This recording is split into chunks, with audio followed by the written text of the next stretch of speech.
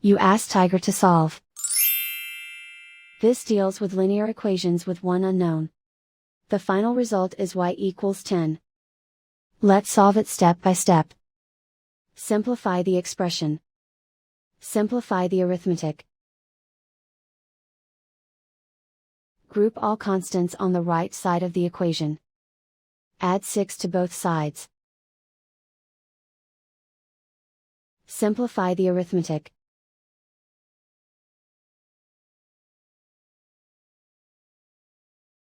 Isolate the y. Divide both sides by 3. Simplify the fraction. Find the greatest common factor of the numerator and denominator.